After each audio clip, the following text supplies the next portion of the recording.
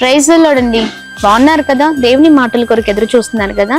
ఈ ఉదయం ప్రత్యేకంగా లూకా సువార్త 1వ అధ్యాయం 12వ వచనం ద్వారా దేవుడు మనందరితో మాట్లాడుతూ ఉన్నారు. ఒకసారి ఈ మాట చూద్దామా? ప్రభు చక్కగా మాట్లాడుతూ ఉన్నారు.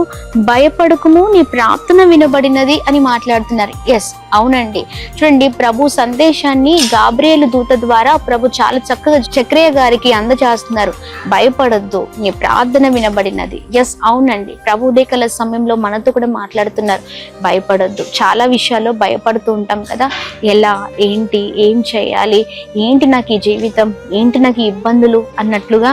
ఎస్, చూడండి, మనం దేని కొరకైతే ప్రార్థిస్తూ ఉన్నామో ఆ విషయాల్లో ప్రభు ఖచ్చితంగా కార్యం చేస్తారు. ఆలస్యం అవ్వచ్చు, కొన్నిసార్లు కొన్ని పరిస్థితులు ఆలస్యంగా మన జీవితంలో చూడగలుగుతూ ఉంటాం మనం అనుకున్నవి. కానీ దేవుని కార్యము ఖచ్చితంగా జరుగుతుందండి. అవి ఆలస్యమైనప్పటికీ దేవుడు ఖచ్చితంగా కార్యం చేసే దేవుడు.